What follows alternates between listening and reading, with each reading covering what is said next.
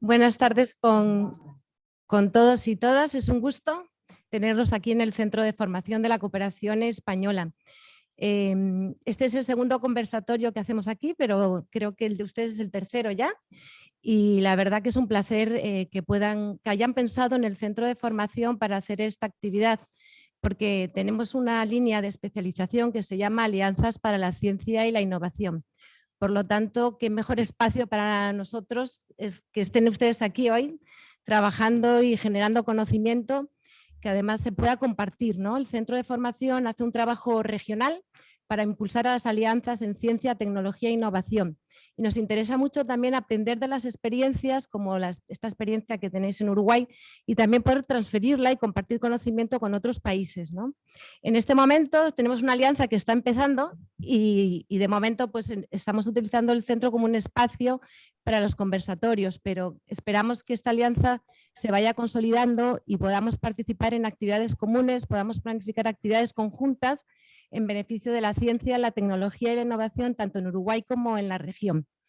Es una pena, no pude estar en el primer conversatorio, bueno, el primero que se hizo aquí estaba fuera del país, pero es un placer estar hoy y quisiera acompañarles en todo en este proceso y compartir el conocimiento que se genere, y por eso también los medios de comunicación que tenemos a disposición del centro están a vuestra disposición también para que el conocimiento y las alianzas que se generen aquí también se hagan conocer en la región. Sin más, es un placer y muchas gracias por haber pensado en el Centro de Formación para este tipo de actividades. Bueno, en nombre de Investiga UI, te quiero agradecer, Carmen, y a todo el equipo del Centro de Formación. Mi nombre es Gonzalo Tancredi, y para los que no me conocen, estoy como presidente actualmente de Investiga UI. También aquí tenemos a Victoria Prieto, ella ya se va a presentar, pero es la secretaria de Investiga UI y es a su vez la presidenta o responsable, coordinadora, digamos, de la Comisión de Género de nuestra asociación. Decía entonces que quería agradecer al Centro de la Cooperación Española, al Centro de Formación de la Cooperación Española, por darnos este ámbito para realizar justamente este tercer conversatorio. Como ustedes saben, digamos, nosotros iniciamos esta serie allá por el mes de abril con un primer conversatorio sobre el tema de la gobernanza en I+D, que lo realizamos en una de las salas del Parlamento. El segundo fue sobre inversión en I+D, que ya lo realizamos aquí. Y este tercero, que ataca otra temática que para nuestra asociación es relevante, como es el tema de las masculinidades en la academia. Desde la concepción de Investiga UI, cuando estuvimos discutiendo el estatuto, quisimos que el tema género, igualdad de género, igualdad de condiciones, estuviera siempre presente, reflejado en los estatutos en primera instancia, por el hecho de que la integración, por ejemplo, de la comisión directiva y de las otras comisiones toma en cuenta el criterio de equidad de género y también de equidad en áreas del conocimiento. Y desde las primeras actividades decidimos justamente la creación de una comisión de género y equidad que ha estado muy activa en todo este tiempo. Han habido ya algunas declaraciones públicas elaboradas por la comisión, pero también refrendadas por la comisión directiva. Entonces, para nosotros es un desafío desarrollar y trabajar en esta temática. Nuestra asociación, que en este momento está con unos 900 y algo de integrantes, no sé si la comisión ha hecho una estadística, pero por los números que uno ve, analizando los socios, hay una distribución bastante equitativa en cuanto a los miembros, pero muchas veces en la actividad cotidiana de la asociación vemos que las compañeras del género femenino están muy presentes, y de hecho el núcleo central que integramos la secretaría por parte de Victoria Prieto, la vicepresidencia que es Cecilia Escorcia y la tesorera que es Gabriela Mordecki, ahí hay mucha presencia, digamos, de compañeras del género femenino. Así que, bueno, queremos que esta actividad sea una más de una serie que posiblemente recién estábamos conversando de continuar realizando aquí en el Centro de la Formación de la Cooperación Española.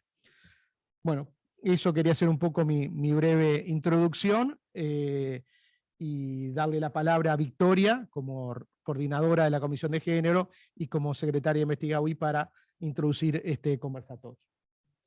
Gracias, Gonzalo. Bueno, buenos días a todas y a todos. Y muchas gracias por venirse hasta acá, por conectarse acá a las 63 personas que tenemos. Y muchas gracias al Centro de Formación de la Cooperación Española de Montevideo por permitirnos usar estas instalaciones que son muy lindas y muy cómodas.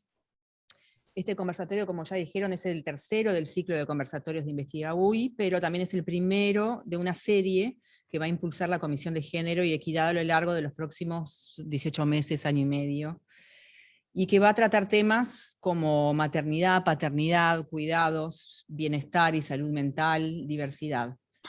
Vamos a empezar con el tema de masculinidades. Yo quería intentar con estos minutos que tengo, contestar las preguntas que me parece que como la más obvia, ¿no? ¿Por qué Investigaui se ocupa de estos temas, ¿no? Por un lado, ya Gonzalo lo dijo, los estatutos de la asociación dice explícitamente que uno de los objetivos de Investigaui es contribuir activamente a la implementación de políticas y prácticas inclusivas con perspectiva de género, impulsar la representación paritaria de investigadoras e investigadores en los espacios de decisión y representación de la asociación, así como promover dicha forma de integración en cualquier ámbito vinculado a las políticas de investigación. Eso significa que el tema de género está desde la génesis de Investigaui y es un tema central, y la Comisión de Género es una de las comisiones importantes de la asociación. Y por otro lado, ¿por qué hablar de masculinidades, ¿no? Porque sentimos que es un tema pendiente, ya hemos hablado de niñas, de mujeres, en la ciencia, en la investigación. Desde hace varios años que estamos hablando de temas de género, y cuando hablamos de género se asocia a que es tema de mujeres, y lamentablemente parece seguir siendo el caso, porque para los conversatorios, voy a dar unas cifras, los conversatorios que trataron de gobernanza y de presupuesto, los anteriores tuvimos participación masculina 33 y 41%, y hoy tenemos un 14% de varones inscritos. Entonces seguimos teniendo una dificultad para convocar a varones para hablar de temas de género, y en especial para hablar de temas de masculinidad. Entonces, por eso tenemos que seguir trabajando para que se incorpore la idea de que el género es un tema que nos afecta a todas las personas, con sus mandatos y con sus expectativas. Y nos queda como desafío, que es un gran desafío, incorporar todo lo que podamos reflexionar acá y elaborar para que la perspectiva de género esté contenida de manera orgánica en las propuestas que salgan de Investigaui en términos de políticas científicas. No va a ser fácil, pero tenemos que trabajar en ese sentido. Entonces, ahora más o menos les quería decir algunas explicaciones de cómo queremos que funcione. El conversatorio va a dar comienzo con 2 presentaciones breves que enmarcarán la temática que vamos a comenzar a tratar en esta jornada. Una vez finalizadas las presentaciones de los 2 expositores, la propuesta para este conversatorio, distinto a los conversatorios anteriores, es tratar de generar una dinámica de intercambio de todos los participantes en forma plenaria. Como se trata de un conversatorio en modalidad híbrida, ya vieron que hay algunos desafíos técnicos, vamos a tener un doble mecanismo de participación para las intervenciones. Por un lado tenemos los micrófonos que están en las mesas para las intervenciones orales, pero creo que no vamos a tener que hablar fuerte como estamos hablando ahora. Y por otro lado, en el usuario del chat, del Zoom, va a haber un usuario llamado Preguntas, que en realidad en la actualidad es Pedro Russi, habilitado para hacer las intervenciones, y Pedro las va a moderar. Yo voy a moderar las preguntas de acá, y Pedro va a moderar las preguntas de Zoom. Las intervenciones en sala o por chat podrán ser dirigidas a una o a los 2 expositores, y pueden ser preguntas, pueden ser propuestas de acción que serían muy bienvenidas para Investigaui, reflexiones, comentarios generales sobre el tema, lo que sea. Entonces, paso a presentar a las dos personas que nos van a ayudar a arrancar la conversación y la reflexión y el intercambio. Y hoy invitamos a dos profesionales que tienen extensa trayectoria en el tema y confiamos en que nos van a dar un buen puntapié inicial para empezar a conversar. Entonces, la primera persona en hablar va a ser el doctor Enrique Stola, que está ahí en el Zoom. Enrique es feminista, es psiquiatra, es especialista en psicología clínica, especialista en metodología de la investigación científica, magíster en psiconeuroendocrinología, psicodramatista, experto en violencia de género, agresiones sexuales contra las infancias y masculinidades, y es miembro de la Asociación de Psiquiatras Argentinos, APSA. Y tenemos a la doctora Susana Rostañol, que nos va a acompañar también.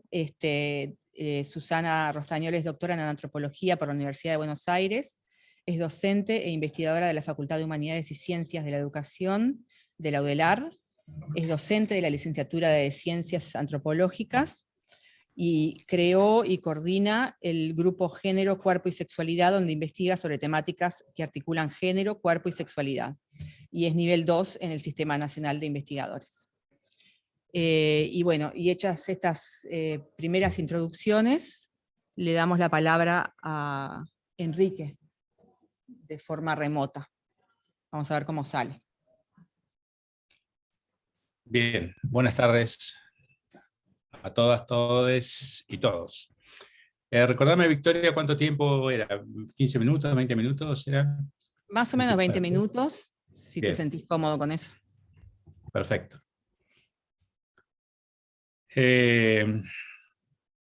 No hace muchos años que yo comencé a hablar de masculinidades.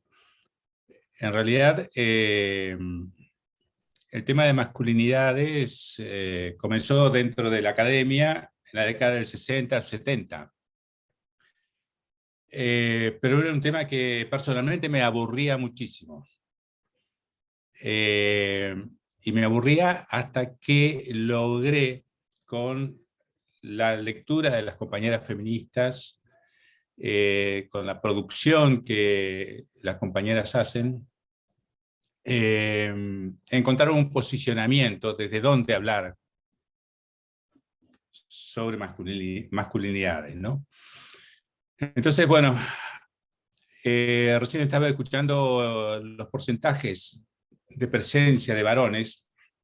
En realidad, entre el 10 y el 15% es lo que suele ocurrir, la presencia de varones en las charlas, seminarios, etcétera, que tienen que ver con género, violencia, masculinidades, etcétera, ¿no?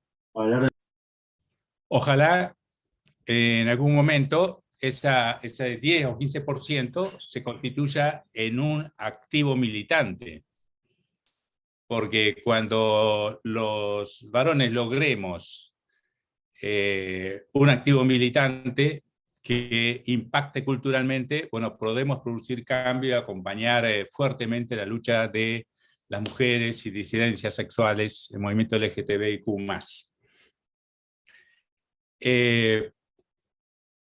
Bien, esta es mi perspectiva. Cuando uno puede detectar, y esto tiene que ver con los varones en la academia, ¿no? Uno puede detectar, en general, dos líneas muy claras de estudio en relación a las masculinidades. Una, que yo diría, se preocupa por no modificar el establishment. Que los varones sufren, que los varones no lloran, pero nunca explicando las relaciones de poder y cómo se dan la jerarquización de la figura masculina dentro de la sociedad en cada momento histórico. O sea, el tema del poder no aparece. La otra perspectiva, que asume que estos estudios de varones han surgido gracias a la lucha feminista, considera la masculinidad como algo relacional y por lo tanto, en relación con lo que se define culturalmente en cada momento histórico como feminidad y en relación a los cuerpos emergentes, los que hoy empiezan a tener visibilidad, que están dentro del movimiento LGTBIQ+, especialmente trans travesti. Allá por hay dos puntos claves que hay que señalar, ¿no? Uno, 1492, colonización. Y esto hay que señalarlo porque a partir de ahí podemos ver que hay tres constantes que en este área dominada por Occidente, llamo Occidente a los países del norte, ¿no? Capitalista, que en este área dominada por Occidente han estado presentes cualquiera sea la estructura socioeconómica existente, sea mercantilismo, feudalismo, las distintas variantes del capitalismo, hoy capitalismo financiero, etc. Y esas constantes son, siempre se mantuvo la dominación de clase, aunque haya cambiado las características de esa clase dominante, siempre se mantuvo la dominación de género, y a partir de 1492 se estructura la dominación racial. Y esas tres constantes, esas matrices de dominación que están imbricadas, que interactúan, que atraviesan a todos los cuerpos, que ubican a los cuerpos en determinados espacios, en determinados trabajos, en determinados lugares de poder o de subordinación, hacen a la colonialidad, a una estructura de poder que se sigue manteniendo. Si en aquel momento, y hablemos hasta la década del 60, había formas de validación de lo que era ser un varón, de lo que era ser hombre, de lo que era ser varón. Veamos, en la década del 60 era muy fuerte esto de ser varón significa poder mantener al grupo familiar. El capitalismo daba para eso. Significa poder mantener al grupo familiar, significa poder darle algún nivel de estudio a hijos e hijas y ser un hombre proveedor.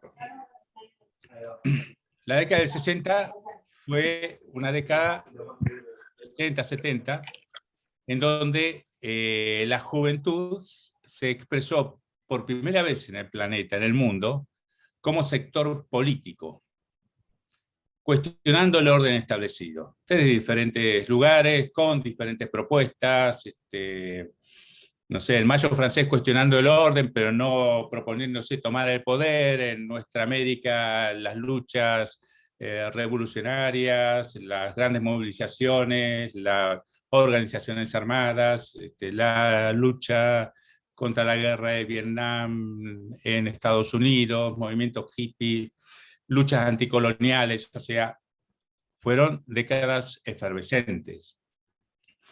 Pero también fueron décadas de modificación del sistema capitalista, y para los años 80 ya había un esbozo del capitalismo financiero, un esbozo del desarrollo de las políticas neoliberales.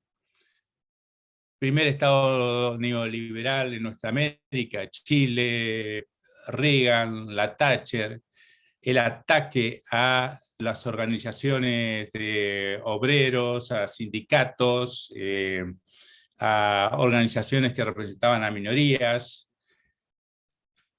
y el descenso comienzo de la precarización de la calidad de vida, disminución de salarios, menos poder de compra, etc. Caída del muro de Berlín. Listo, el capitalismo ya no tiene por qué negociar con sindicatos, etc. Comienzan a arrasar y nos encontramos en el aquí y ahora con que aquello que validaba ser hombre, validaba ser el macho, no existe más. Hoy ningún varón, salvo que pertenezca a la clase alta, dominante, capitalista, financiera o clase media alta, ningún varón puede sostener un hogar solo. Si es una pareja heterosexual, necesita que los dos trabajen fuera de la casa o haya determinados emprendimientos. Y si es una pareja lésbica, gay, trans, etc., también necesitan, para sobrevivir, el trabajo rentado de ambas personas, o de más personas si es una estructura familiar más atípica. Y se acabó lo que se daba. Es decir, la cuestión es cómo comienzan, cómo a partir de la década del 80, 90, y más con las políticas neoliberales existentes, cómo los varones comienzan a validarse. Y el capitalismo, como decía un pensador de la derecha, cuyo nombre no me acuerdo, un holandés que está proponiendo el que haya un salario universal. Este pensador decía: el capitalismo tiene una gran habilidad para de un objeto hacer 1000 objetos y constituir necesidad en función de tratar de vender esos 1000 objetos. También se ha diversificado los espacios de comercialización. O sea, hoy el capitalismo necesita, para avanzar, para crecer o para sostenerse, avanzar, y tratar de mercantilizar absolutamente todo. Y entonces comienzan a existir diferentes formas de validación del ser varón. Encontramos varones que se validan como tales en las competencias deportivas, compitiendo con los demás. Encontramos varones que se validan ejerciendo la violencia y el poder dentro de su grupo familiar, a veces el pequeño grupo familiar, o siendo el patriarca de todo el grupo familiar. Encontramos otros que lo validan en los vínculos, por ejemplo, formateados a través de la pornografía, ejerciendo un fuerte poder y agresiones sexuales a su pareja heterosexual, a su mujer. Encontramos, pensemos la función que cumple dentro del patriarcado la prostitución y la trata de personas con fines de explotación sexual, cómo a partir de la década del 90, del 2000, comienza a crecer exponencialmente la trata de personas con fines de explotación sexual y mueve una cantidad de dinero que está detrás de venta de armas y drogas. Y podemos preguntarnos por qué será que, existiendo hoy aplicaciones en los teléfonos, con los cuales, a partir de los cuales, no sé, Tinder y otras más, uno puede conectarse con otras personas para coger gratis, relaciones heterosexuales, homosexuales, grupo, lo que se antoje, toda la oferta está para coger gratis, y sin embargo, millones de varones deciden pagar.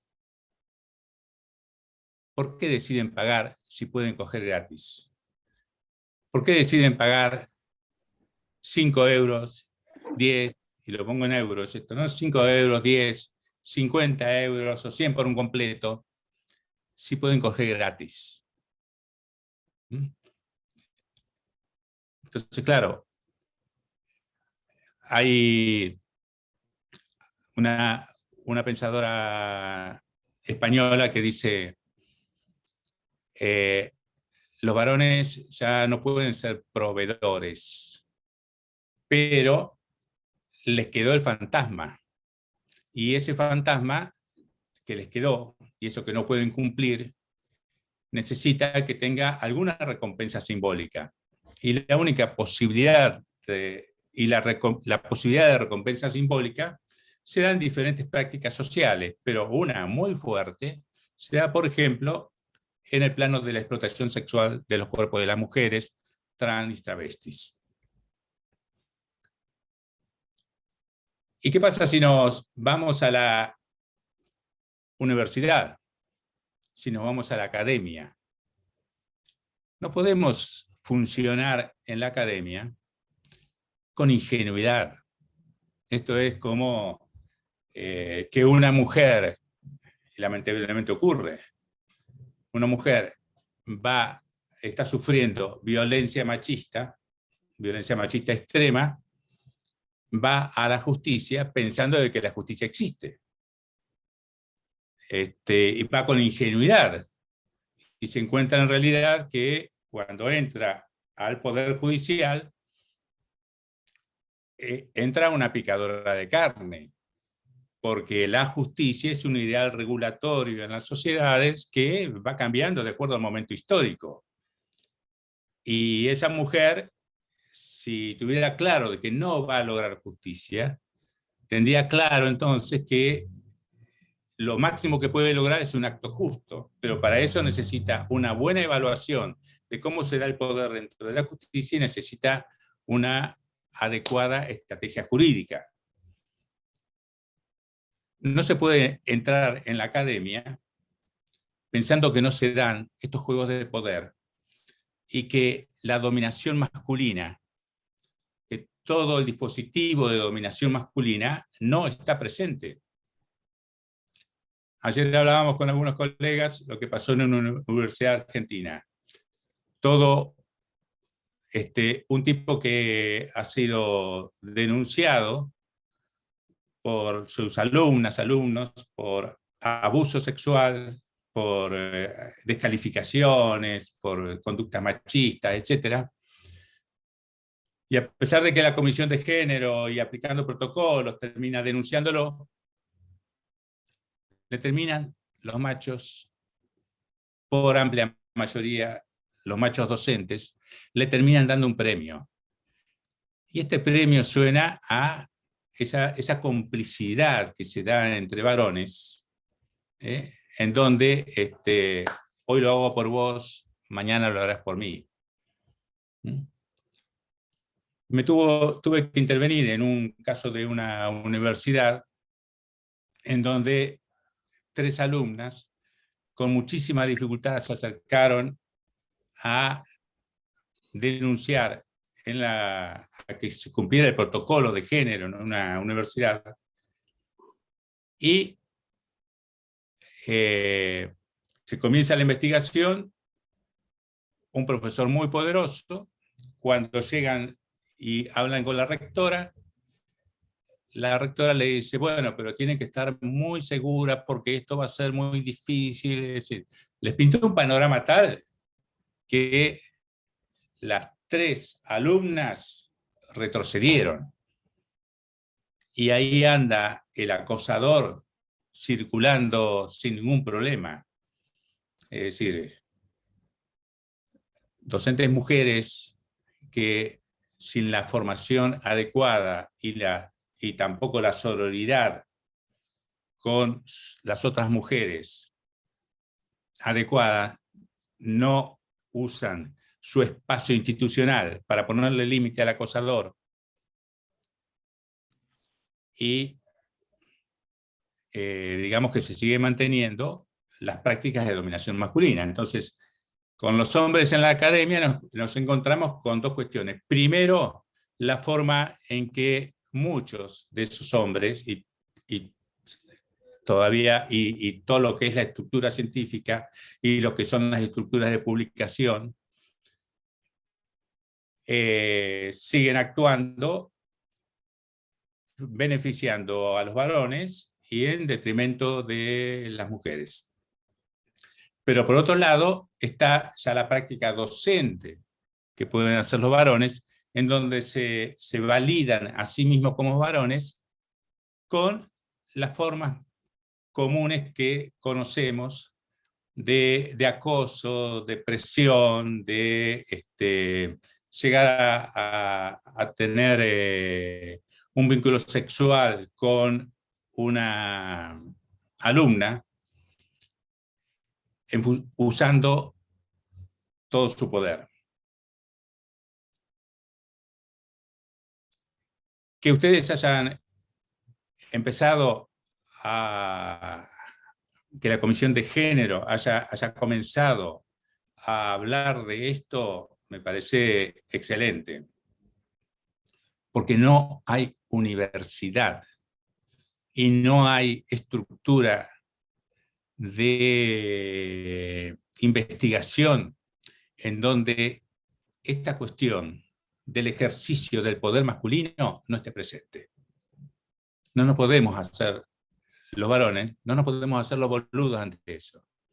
Y tenemos que apoyar a las compañeras que al estar en una situación de subordinación en el marco de la cultura que tenemos, pueden percibir claramente cómo se dan esas manipulaciones en las cátedras, en los programas de investigación, en los estímulos, en los diálogos, en la palabra de quien es escuchada y la palabra que trata de ser silenciada o descalificada. Es decir, hay muchísimos momentos en las reuniones de trabajo de equipo en donde ese machismo aparece, hasta en la cosa más burda de quién es él o la que toma nota o sirve el café, que será también en gran parte de los equipos de investigación.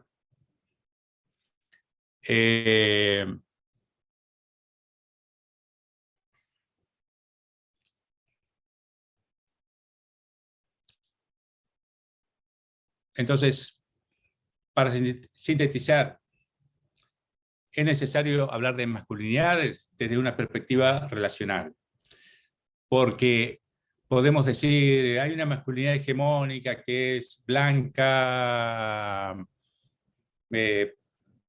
capitalista, heterosexual, pero no importa tanto detectar a ese hombre blanco, capitalista, heterosexual. Esto es solamente una teorización que permite dar cuenta de un orden. Es un orden social que privilegia la figura masculina en detrimento de los demás cuerpos. Es un orden social que jerarquiza la diferencia entre los cuerpos y que tiene instrumentos para replicar, recrear, reacomodarse, replicar la diferencia, la jerarquización de la diferencia y reacomodarse ante los cambios sociales que inevitablemente va produciendo la lucha feminista. Me voy a detener acá. Después profundizaremos en las preguntas y en las opiniones.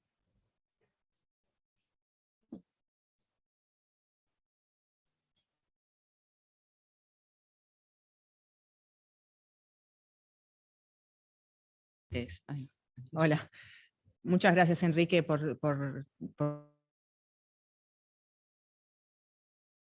Se te apagó el micrófono, Victoria. Hola, Enrique. ¿Me escuchás? Te estaba agradeciendo por tu presentación. Seguramente vamos a tener muchas cosas para hablar en la segunda parte. Ahora le vamos a dar la palabra a Susana y seguimos. Muchísimas gracias.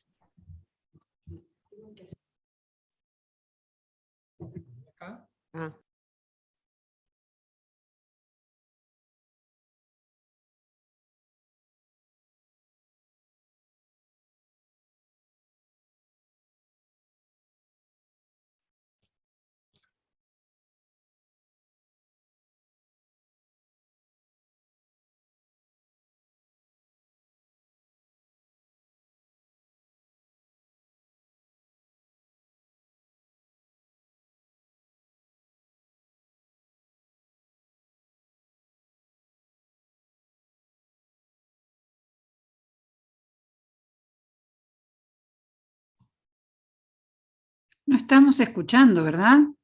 Capaz que podrían No. abrir el audio.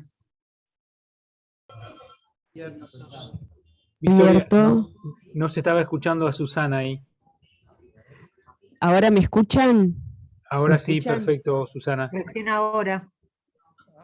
Ah, está, bueno. Simplemente había estado agradeciendo a la invitación para venir acá y celebrando que estos temas se estén poniendo sobre la mesa. Yo voy a leer porque si no podría llegar a hablar demasiado tiempo, así que voy más o menos a seguir la lectura. Yo había puesto como título un poco provocativamente a la presentación, si en la academia solo hay lugar para los varones, o si hay lugar también para las mujeres, ¿no? Un poco siguiendo lo que decía Enrique, si hablamos de masculinidad, estamos hablando de relaciones de género. En tanto, el género, lejos de constituir una esencia de los y las humanas, está sociohistóricamente construido, entonces me parece que es importante detenernos un momento en el contexto en el cual estamos ubicando las masculinidades, hoy en día las masculinidades de la academia uruguaya, en estas relaciones de género. Entonces yo voy a hacer un poco como un embudo y voy a ir a algunas cosas muy generales, pero que me parece importante traerlas. Son algunas pinceladas sobre el contexto en el que estamos inmersos e inmersas como gran marco, y solo a título de enumerar. Estamos en un momento donde los estados están perdiendo importancia en tanto administradores legítimos de la violencia, a la luz del crecimiento del crimen organizado, de los narcoestados, etc. Hay un avance de estructuras de pensamiento fundamentalista de distinto tipo, de distinto signo, pero que todos confluyen en argumentos basados en la posverdad, y eso nos está marcando buena parte de nuestras vidas y además incide fuertemente en los gobiernos que en algunos países existen. Hay una situación de globalización, por llamarlo de alguna manera, y con esto me refiero a los intensos flujos de capital, de información y de personas, ya sea, como Enrique decía, de trata con fines de explotación sexual, pero también con fines de explotación laboral mucho en algunas zonas del mundo, pero también con desplazamientos de refugiados, de migrantes, en fin, hay desplazamientos humanos en todas direcciones, con lo cual también se agudizan las xenofobias, etc. Otro punto que me parece que marca nuestra época actual es la espectacularización de la vida privada a través de redes sociales, pero no solo, también a través de talk shows, realities, etc., donde todo lo privado parece que tiene que estar en un escenario. Y por último, pero no menor, todo esto en un marco general de los efectos del antropoceno, cambio climático, cada vez menos posibilidades de obtención de agua potable, etcétera, etcétera. Ese es el mundo más o menos en el que estamos viviendo. Quería dar unas pinceladas. Ahora no es el momento de detenernos en eso, por supuesto, pero en este conjunto de aspectos se materializan las relaciones de género. y por eso lo quería nombrar. Es un terreno más específico que hacen a las relaciones de género en la academia, y acá voy achicando. Y hay dos hechos que me parece que son fundamentales tomarlos en cuenta. Una es la nueva oleada de feminismo, sobre todo este feminismo de este siglo, ¿no? Que en Uruguay lo podríamos colocar a partir del 14 más o menos, que hay un reverdecimiento especialmente del feminismo de las jóvenes. Y por otro lado, el fortalecimiento de la presencia de los movimientos LGBTIQ+. ¿Por qué estos dos elementos me parece importante anotarlos? Porque el feminismo ya desde la segunda ola, que es el feminismo de la década de los 70, pero ahora de manera más radical, pone en cuestión la base natural del orden jerárquico familiar, es decir, que mueve los cimientos de la familia, mostrando por el contrario que las relaciones sociales dentro de la familia, a igual que fuera de la familia, son procesos sociohistóricos. De la misma manera que la división público-privado, tan cara a la modernidad, responde también a relaciones sociales, y por lo tanto tampoco es natural. Por su parte, el activismo LGBTIQ+, cuestionó la heteronormatividad en todas sus formas, en todas sus manifestaciones, y eso también dio lugar a repensar la cuestión del género. Consecuencia de estos dos movimientos, entre otras cosas, provocó en nuestro país una ampliación de derechos: matrimonio igualitario, ley de interrupción voluntaria del embarazo, ley integral para las personas trans y algunas otras. Pero la historia es pendular y los conservadores nos hicieron esperar. Ya a fines del siglo pasado empezó a gestarse la idea de la ideología de género como una especie de cosa demoníaca, pero es en este siglo donde hay más énfasis en todo esto, especialmente en los últimos años. Se concentran estos movimientos conservadores en el control de los cuerpos y las sexualidades como elemento disciplinador de la sociedad, es decir, en las relaciones de género y de reproducción. Este es el escenario en el cual nos preguntamos si la academia es solo para varones. Es en este escenario donde todo esto se está produciendo. La vida académica en general y en la universidad en particular, la tendencia generalizada es que a medida que el nombramiento o las posiciones son mayores, la participación de las mujeres es menor.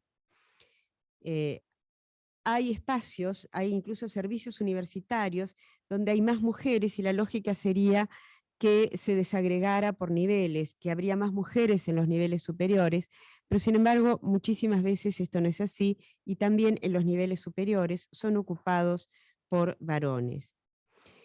No es necesario poner acá una gráfica de cuántos, que dé cuenta de la cantidad de hombres y mujeres que están en los distintos niveles del SNI. El nivel 3 es mayoritariamente un nivel ocupado por varones. Ese es un dato de la realidad que tenemos que tener presente cuando hablamos de cuál es el lugar de varones y de mujeres en la academia. En la vida académica hay presencia de hostigamiento, acoso sexual, distintos tipos de discriminación. Y estas prácticas se manifiestan de formas diferentes según los escenarios. No es lo mismo un escenario masculinizado, tanto de docentes como de estudiantes, como pongo, y solo un ejemplo porque es masculinizado, como puede ser la Facultad de Ingeniería, que un servicio, una institución donde concentre población femenina, tanto de docentes como de estudiantes, como también, solo como ejemplo, puede ser la Facultad de Enfermería. En los dos va a haber casos de hostigamientos y acosos, pero las maneras y las formas en que se tramitan probablemente sean muy distintas. Las condiciones de desigualdad son específicas de cada institución, de cada espacio sociohistórico, en fin. Es preciso conocer las tendencias de segregación en cada espacio específico para entender el juego de las relaciones de género allí. Acá hablamos de masculinidades, y cuando yo digo masculinidades no me estoy refiriendo de manera alguna a los sujetos varones, en tanto sujetos encarnados, sino a las relaciones de género que surgen de categorías que son siempre problemáticas, donde puede haber sujetos femeninos, o sea, personas encarnadas en cuerpos femeninos, que portan una masculinidad social. Y acá no me estoy refiriendo ni a orientación sexual ni a orientación de género, sino a los roles y actitudes que algunas mujeres asumen y que las separan de otras mujeres y forman parte de la cofradía masculina. Es decir, lo masculino y lo femenino no necesariamente y siempre se coloca en varones y mujeres. El campo de las masculinidades se construye en torno al poder, a la dominación, a la inequidad. Tiene que ver con instituciones y grupos jerárquicos de varones y cómo desde ahí se inventa o reinventa constantemente la dominación masculina o las relaciones patriarcales, como prefieran llamarle. El desmontaje de esta estructura es una tarea que corresponde tanto a varones como a mujeres. Vuelvo a la pregunta. ¿Es la academia solo para varones? La respuesta está abierta. Es cierto que es una institución que sigue una lógica masculina. ¿Y esta lógica cuál sería? Es una lógica que premia el éxito académico. ¿Cómo se evidencia el éxito académico? En publicaciones, en el impacto de estas publicaciones, en ofrecer conferencias en espacios selectos, en el reconocimiento de los pares. Ha habido varios trabajos que probablemente algunos y algunas de ustedes conozcan en estos últimos par de años, que dan de distintas partes del mundo, no conozco ninguno de Uruguay, que dan cuenta cómo durante la pandemia del COVID-19 las mujeres académicas disminuyeron su ritmo de publicaciones, mientras que los varones lo mantuvieron. Esto pone en evidencia el compromiso asumido por las mujeres en los cuidados, cuidados de los hijos, cuidado de la casa, cuidado de los ancianos, cuidados. Esto le insumió a estas mujeres parte del tiempo que antes dedicaban al trabajo académico, mientras que en el caso de los varones no hubo este problema y siguieron produciendo, con lo cual aumenta la brecha de unos y otras. Este dramático reforzamiento de roles tradicionales observado durante la pandemia debe hacernos pensar en las formas sutiles en que las masculinidades, no necesariamente todos los varones, repito, llevan adelante prácticas de dominación en términos generales que podríamos visualizar de diversas formas de discriminación. Me parece que no podemos obviar la idea, la noción de masculinidad hegemónica, tal como la lleva adelante Connell, siguiendo a Gramsci, donde masculinidad hegemónica, que es siempre algo que está en lucha, porque se busca la hegemonía de distintos grupos, siempre está para ver quién la logra, pero esa masculinidad hegemónica trata sobre aquellos que garantizan y se garantizan una posición de mando sobre los otros, asegurándose la subordinación de los cuerpos feminizados, que serían la energía vital de la hegemonía masculina. Cambiante esta es quiénes son los protagonistas de esta hegemonía. Este estado de cosas, la existencia de una masculinidad hegemónica, la existencia de la dominación masculina, de relaciones patriarcales, no necesariamente deja a todos los varones en tanto sujetos encarnados en un lugar de privilegio. No obstante, todos los varones, aun aquellos que tienen posturas contrarias a la de la masculinidad hegemónica, se benefician de la dominación masculina. Creo fundamental señalar que a pesar de estos beneficios, tenemos que pensar en una jaula patriarcal que también oprime a los varones. Pero esto no es para decir pobrecitos los varones, es una jaula patriarcal que también los oprime. ¿Y cómo funciona esto? ¿O cómo funcionaría? Hay violencias dramáticas, hostigamiento sistemático, abuso, acoso, y acá podríamos sacar un hipertexto para otro conversatorio sobre el acoso en los ámbitos académicos, ya que muchísimas universidades de todo el mundo, de la región sin duda, están llevando adelante distintos tipos de protocolos de acoso, políticas contra el acoso. No es necesario traer acá los incidentes de hace unos años en la UNAM, de feminicidios en el campus, etcétera, pero es un tema que hay que tratar como las violencias extremas. Pero las más generales son las violencias más sutiles. Reconocer que las violencias son un problema de las relaciones de género es una tarea que está en este momento fundamentalmente en manos de los varones, porque muchas mujeres están trabajando en eso desde hace mucho tiempo y están tratando de poner el tema sobre la mesa. Yo no estoy diciendo que no haya violencia por parte de mujeres hacia los varones, pero cuantitativamente el número es mínimo y en general está intersectado con otros sistemas de opresión, generacionales, etc. Hay muchas masculinidades, muchas distintas formas en que los varones practican o que ponen en práctica su ser en el mundo tratando de formar parte de la masculinidad hegemónica. Pero hay otras masculinidades en cuerpos de varones que también sufren o pueden sufrir violencias desde las masculinidades hegemónicas, porque son masculinidades que rechazan los privilegios. No es una posición sencilla la de ellos. Este es un problema complejo que no podemos poner en pares dicotómicos porque abundan los matices. En un sentido resulta importante tomar en cuenta la manera en que opera lo que Luis Bonino ha denominado los micromachismos. Y acá quiero traer algunos ejemplos que creo son relativamente frecuentes en la vida académica. Uno es mansplaining, que sería varón explica. ¿Qué refiere esto? Refiere a que el hombre intenta iluminar el discurso de las mujeres, generalmente el de las mujeres feministas, desde su sabiduría y desde su conocimiento del mundo. 2. Manterrupting, que sería varón interrumpe. Es la interrupción innecesaria del discurso por parte de un varón hacia una mujer. Y la última, propieting, varón que se apropia. Se trata de ese momento en que la mujer tiene una idea, la dice o la aplica, y luego un hombre se lleva los créditos de la iniciativa.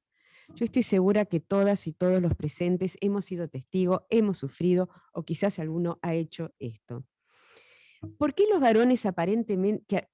si los varones aparentemente se benefician de estos micromachismos, digo que hay una jaula del patriarcado que los limita y los constriñe? Y acá vuelvo a los mismos ejemplos. El varón explica.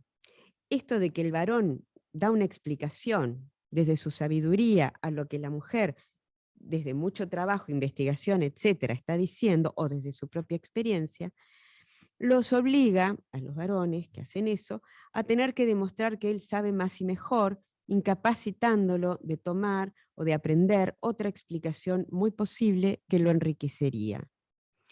El varón que interrumpe, en lugar de escuchar para habilitar el diálogo, está pensando en qué es lo que debe decir para ser él quien detente la palabra.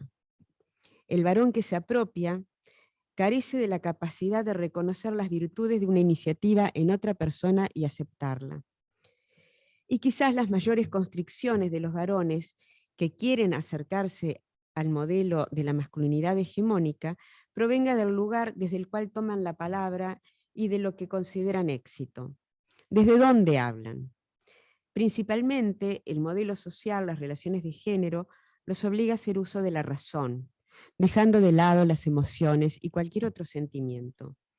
Esto no les permite acercarse al sentipensar del que hablan los pueblos andinos, por ejemplo, que es una manera de integrar mente y cuerpo, cuerpo y mente. Es decir, el modelo hegemónico de la masculinidad lo obliga a permanecer en la armadura cartesiana en vez de avanzar a formas más integrales de estar en el mundo y de sentipensar, poniendo en juego todas sus capacidades humanas.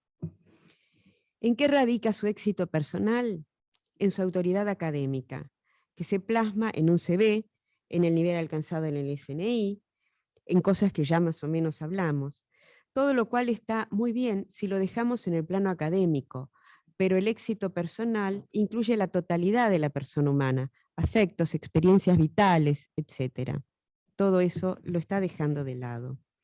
Entonces, para concluir, o para abrir, me gustaría invitarlos a pensar en una academia en la cual haya rigurosidad, haya productividad, pero también haya cuidados, no solo cuidados hacia quienes están en nuestra retaguardia, sean viejos, niños, enfermos, sino cuidados hacia quienes están al lado nuestro trabajando, cuidados también hacia los estudiantes, cuidados hacia todos, ser cuidadosos, pensar en el otro de una manera más respetuosa.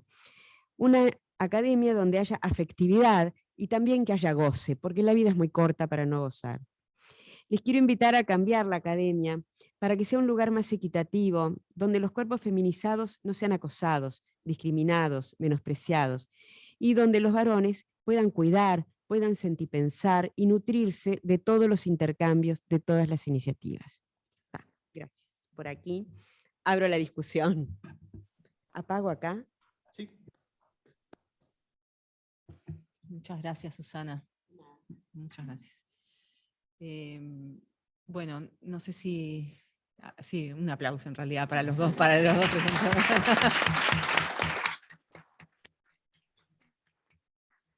Muchas gracias a ambos por tomarse el trabajo de provocarnos, de incomodarnos y de hacernos pensar. Muchas cosas incómodas se dijeron. No sé si alguien quiere comentar algo, alguien de los que están acá presentes.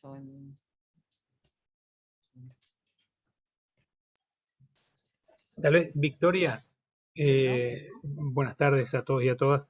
Tal vez antes de comenzar para las preguntas, repetir de vuelta que las preguntas se pueden mandar a la gente que está por Zoom, que lo manden ahí al que dice Pedro Russi, investigador, preguntas. ¿Tá? Así manden ahí las preguntas o comentarios y yo los leo aquí para Enrique y para Susana. También están, ¿puede ser? Sí, gracias. Está, por las dudas, entonces dice ahí, Pedro P. Russi investiga preguntas. Preguntas o comentarios. Pusimos preguntas porque no da para toda la descripción. ¿Está? Gracias. Jessica, si podés prenderte el micrófono, así te escuchan en el Zoom. Sí, por favor. Ok, muy bien, demasiadas variables. No, una pregunta para Enrique, que hubo algo que dijo que me pareció súper interesante y que capaz que nos ayuda a pensar en esto, en esta problemática o esta situación que tenemos, que en general este tipo de actividades convoca a pocos varones, digamos. Cuando vos dijiste que antes te incomodabas, digamos, te aburrías, hasta que encontraste un lugar desde el cual posicionarte, digamos, desde el cual hablar. Entonces, nada, que si podías como contar un poco más o profundizar un poco, contar tu experiencia, no sé cómo fue tu proceso, cómo llegaste a ese nuevo posicionamiento que te permitió capaz cambiar tu percepción o tu posición con respecto a estos temas. Bien, voy a hacerlo brevemente. Yo provengo de un hogar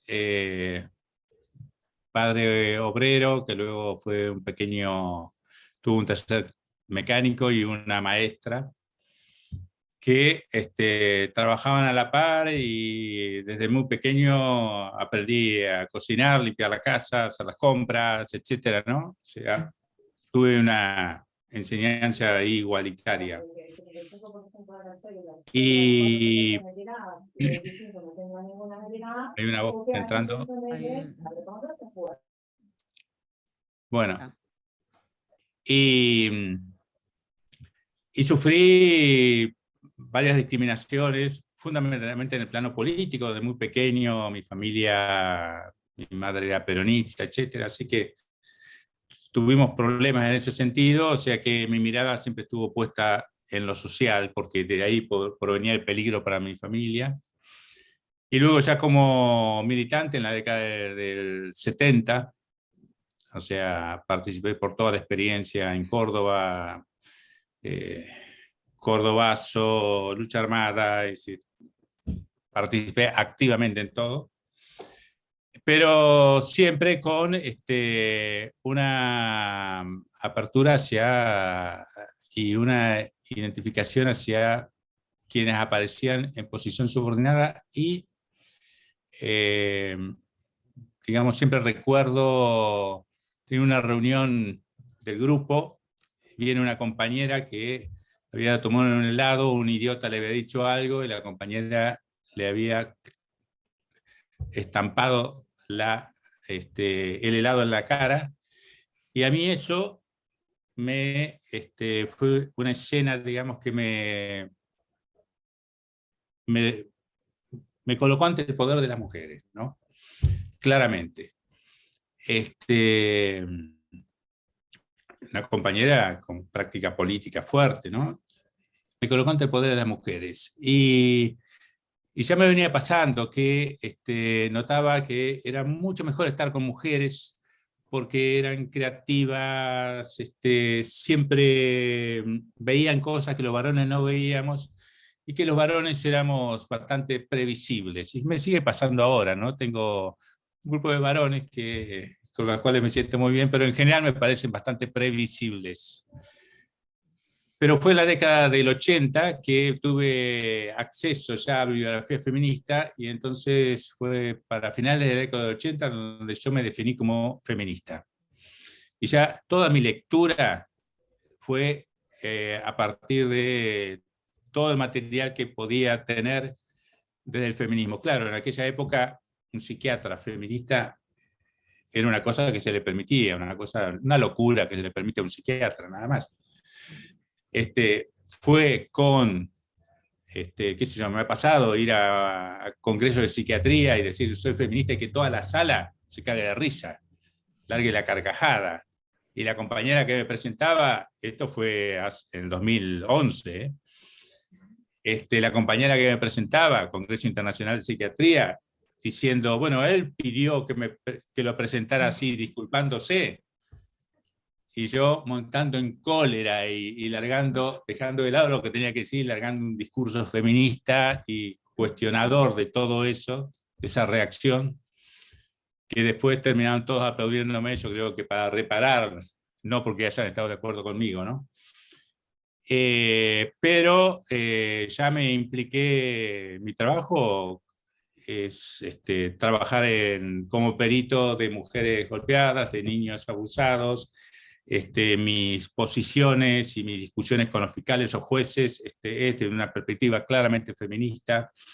O sea, hay que leer a las mujeres, hay que leer a los varones y mujeres negras, hay que leer de feminismo negro, hay que leer a las compañeras del feminismo comunitario de nuestra América, las compañeras bolivianas, hay que leer la historia del movimiento LGTB, hay que leer lo que producen los cuerpos subordinados. Y esto es lo que creo que amplía totalmente la visión, ¿no? Tengo, Victoria. Sí, Pedro. Tengo dos comentarios acá, y después Daniel, si va a hacer una pregunta, tal vez Daniel, si la puedes enviar por escrito, yo tengo te agradezco, porque ahí la vamos pasando por escrito. Digo a Daniel Prieto, que estaba pidiendo la mano. Muchísimas gracias, Daniel. Y tengo acá un comentario y tal vez una pregunta, ¿no? Uno que dice, acá, disculpen, acá. Dice una pregunta para Susana. De acuerdo a su experiencia, ¿considera que es posible incorporar la perspectiva del sentipensar en ámbitos como régimen de dedicación total en Uruguay? Entiendo que nuestro país tiene la posibilidad de innovar incorporando a la métrica otras dimensiones también pasibles de evaluación. ¿Cómo usted lo ve? ¿Se entendió esto, Susana, o leo de vuelta? No, sí, lo entendí. Y después tengo otro comentario, pero dejo esa pregunta ahí para pasar después al otro, Susana. Sí, contestamos Tam- primero esta y Sí, después... sí, para Contestando, no... bueno, no, Perfecto. sí. No hay una respuesta así porque, a ver, yo pienso que el sentipensar es una manera de conocer. Yo puedo en una investigación hacer un proceso de sentipensar que es colocar también mi emocionalidad y mis sentimientos al servicio de la producción de conocimiento y no solo mi razón, tratar de verme yo como un ser integral donde cuerpo y mente y cuerpo son una sola cosa y desde ahí hago el proceso de producción de conocimiento. Incorporar esto al régimen de dedicación total, bueno, el régimen de dedicación total es investigación, o sea que si yo voy a hacer investigaciones utilizando una aproximación desde un sentipensar, ¿por qué no? Digamos, eso no veo cuál sería el problema. Lo que me preocupa un poco sí es la idea de la métrica, de cómo hacer una métrica, porque la métrica habla de cómo hago un indicador y algo que mida, y no siempre las cosas son traducibles a índices medibles. Yo creo que ahí hay que profundizar en las maneras de evaluar donde no es numérico, pero eso es independiente del sentipensar, no es numérico, no es mejor algo que no son mejores 20 artículos que 15 cuando 15 pueden ser de mejor calidad. Y de la misma manera que tampoco es, me parece a mí importante, algo que tal vez algunas de ustedes no estén de acuerdo conmigo, pero los índices de impacto de un artículo a mí me parece que no sirven para nada, porque si yo investigo algo que es muy poquita gente en el mundo que se dedica, voy a tener muy pocas citas, y tal vez soy un genio, pero me va a citar poca gente porque ese tema lo conoce o lo trabaja poca gente. Entonces, digamos, es tramposo también. No digo de descartarlo de plano, pero no es un indicador de que las cosas tengan impacto. Pero es muy difícil de medir los impactos. Entonces, pero eso ya nos vamos de la masculinidad, de todo, y entramos en otra dimensión, en otras discusiones que creo que nos tenemos que dar también. Virginia, tengo acá, y no sé si, discúlpame, Victoria, tengo acá preguntas, no sé si ahí tienen. ¿Hay alguien acá que quiera decir algo? Sí, acá hay una pregunta. Yo acá tengo dos también acá, sería una más, después de ahí una más para Enrique y tengo para Susana también. Yo lo que estoy haciendo es, les digo a la gente que está mandando, yo lo que estoy haciendo intercalando a uno y otro una vez para que cada uno tenga una pregunta, ¿no? Cada vez. Niki.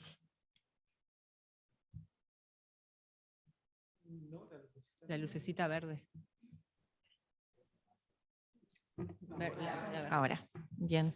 No, en realidad es más bien una reflexión un poco siguiendo con esto que se planteó con la pregunta previa, porque yo también con ese análisis que hizo Susana, ¿no? Tratando de identificar, bueno, cuáles son las diferentes dimensiones de esta discusión, ¿no? Que hablaste de las prácticas, de los criterios de premiación, de la masculinidad hegemónica. Con respecto a los criterios de premiación dentro de la academia, me parece que una de las cosas que pasa con esta discusión es que se superponen como diferentes discusiones ahí, ¿no? Justamente lo que decía al final Susana, ahora estamos yendo para otro lado, ¿no? Pero yo creo que, ¿no? Digamos, ¿no?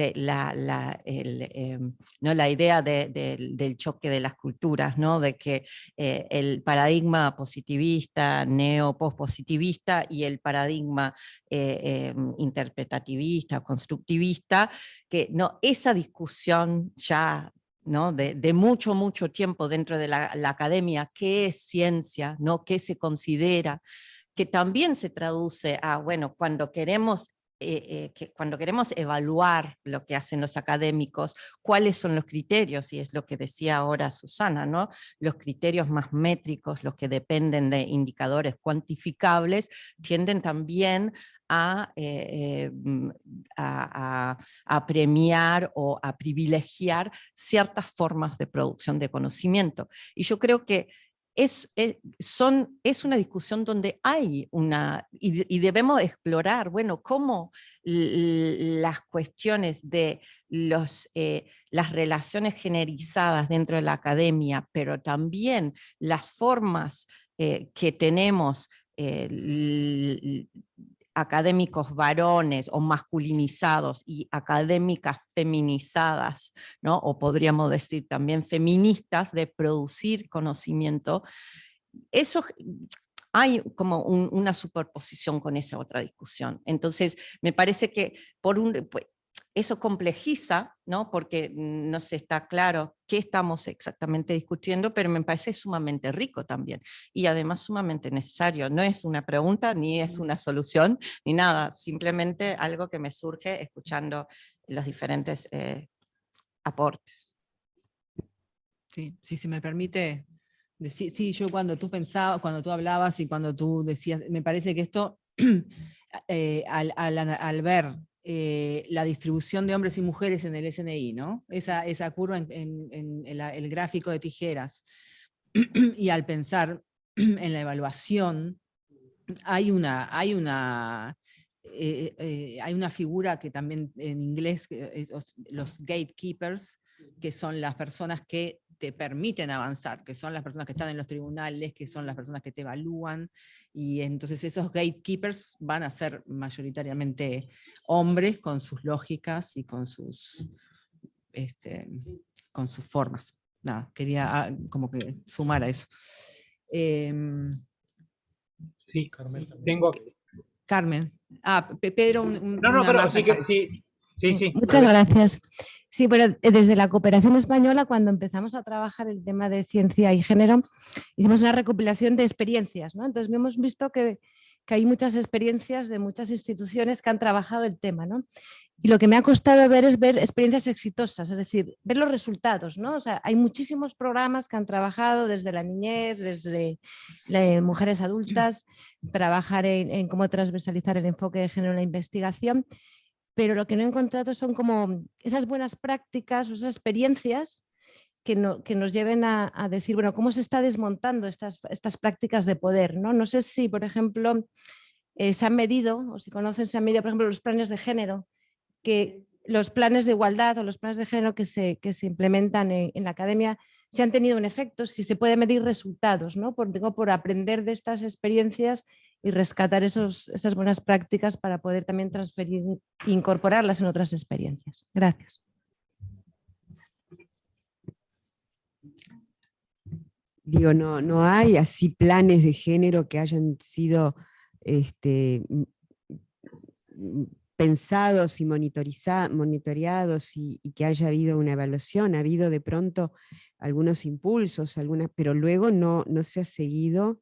Eso sí, ha habido y de pronto una política mínima, pero no hay una continuidad, no ha habido históricamente una continuidad. La red temática de género en la universidad tiene ya más de 20 años, mucho más, pero no es algo que se haya podido, ni siquiera de ahí se ha podido seguir monitoreando lo que se hace. No es una política, simplemente digo, la red lo podría haber hecho, bueno, pero no tiene recursos. Entonces también yo creo que hay que ver dónde... a veces siento que acá a veces hay ideas, planes, propuestas, pero no el financiamiento, los fondos para que se lleven a cabo. Entonces ahí hay, yo creo que quizás una de las únicas políticas, tal vez estoy súper errada y hay muchísimas más, así que díganlo, pero una que pienso ahora es cuando, por ejemplo, en el SNI se propuso y se implementó un año, que se postergase un año la evaluación de una mujer por embarazo, por embarazo. Eso que fue a raíz de una chica que protestó porque había sido evaluada de X manera y en ese año ella había tenido un embarazo complicado, etcétera, etcétera. Bueno, se logró eso. Hago la anécdota porque más que una anécdota es, bueno, no fue algo dado, sino que fue el efecto o el resultado de una lucha. Y eso me parece que ha sido un paso importante, pero son pequeños pasos que no es una política de género, es apenas una mínima consideración, pero algo del sistema de cuidados, pero tampoco tiene un tiempo, ni tampoco está implementado como para poder decir que hay cuidados. Ahí Gabriela mira. Sí, el caballero de atrás tuyo te deja. Victoria, después, Sí. Victoria, después pasamos para acá, para el Zoom, que te hay dos, tres. Dale. Dale. Sí, no, simplemente me surge como pensando un poco en todas estas cuestiones, y yo creo que lo primero... Apretar el botón. Que lo primero que sucede es que el tema se visibiliza, que es lo mismo que con las denuncias. Es que es un tema que aparece y que tenemos instancias como estas y que en la universidad las distintas facultades empiezan a generar comisiones y es un tema que se habla. Y el primer éxito entonces es que hay más casos, aparecen, digamos, de ahí a tener éxito, creo que tenemos todavía un camino largo, pero que la sociedad es lo mismo, ¿no? Se aprueba la ley de la violencia contra la mujer y no aparece el feminicidio. Bueno, y es algo que todos los días parece que cada vez hay. No, es que se visibiliza el tema, hay más gente que denuncia, es un tema como que la sociedad lo va asumiendo. Pero bueno, lograr éxitos me parece que todavía nos falta, pero es el camino y creo que vamos avanzando por donde se debe, ¿no? Simplemente. Pedro, vamos a permitirle a una persona que está esperando acá y después vamos a las del Zoom, ¿sí? Perfecto. No había problema igual, ¿no? No, pero... Ahí. No, que no había problema igual. Primero, decirle lo incómodo de todo esto, ¿no? No sé si bueno o malo, pero bueno, es interesante por lo pronto. Primero decirle que soy enfermero, ¿no? Un poco traía una de las cuestiones, enfermero de la Facultad de Enfermería. ¿No se escucha? Soy profesor allí. ¿Podés hablar más fuerte para la sala? Sí. No, decía que soy docente de la Facultad de Enfermería. ¿Sí? Indudablemente que el tema de género nos atraviesa sin sabernos, ¿no? Inclusive hoy estamos acá en esto de esa provocación, ¿no? Vengo a punto de partida de una colega que defendió la semana pasada su tesis en Humanidades, en Historia de la Educación, y su tema era, bueno, la apropiación de un método ahí enfermero atravesado por la temática de género, ¿no? Y me invitaron a ser parte del tribunal. Indudablemente que esta temática me viene atravesando en mi vida, ¿no? Tengo dos hijas que me han arrastrado por todo esto, y digo arrastrado porque yo no tenía ni idea, ¿no? De eso que hablaban los compañeros de las masculinidades y los pesos que tenemos nosotros en las sociedades, y mis hijas se metieron en todos estos movimientos y fuimos aprendiendo a los golpes, ¿no? Literalmente. Y en la Facultad de Enfermería también, llevo ahí más de 20 años, e indudablemente lo que atraviesa allí no es nada sencillo, porque como planteaba el doctor Stoll allí, atraviesa lo que es el género. Él planteaba las cuestiones de clase, indudablemente, en la enfermería, y lo racial, ¿no? También. Una profesión feminizada, pero trabajada y dirigida por hombres, y no hombres de enfermería, hombres de afuera de la enfermería, ¿sí? Que dicen qué hacer, qué no hacer. Me provocó mucho el tema de los cuidados, de cuidarnos del cuerpo, la mente, pero también lo social, ¿no? El cuidarnos en lo social implica este tema de las masculinidades y el género, si se quiere, ¿no? Porque no nos vamos a cuidar individualmente desde nuestra mente y nuestro cuerpo, sino en conjunto con. Y la enfermería, no supuestamente, la enfermería es una ciencia del cuidar, pero todavía creo que no estamos conscientes de que somos eso, ¿no? Y en esto de continuar deconstruyéndonos y construyéndonos en otra cosa, si se quiere, hemos generado allí con muy pocos compañeros, pero bueno, estamos tratando, compañeras, miren, hasta mi discurso se atraviesa con el género. Con algunas compañeras generamos un grupo de investigación. Mi área es gestión de servicios de salud, ¿sí? Otra cosa que está atravesada indudablemente por el género. Díganme cuántas conocen mujeres directoras de hospitales. Bueno, ministras ni qué hablar, ¿no?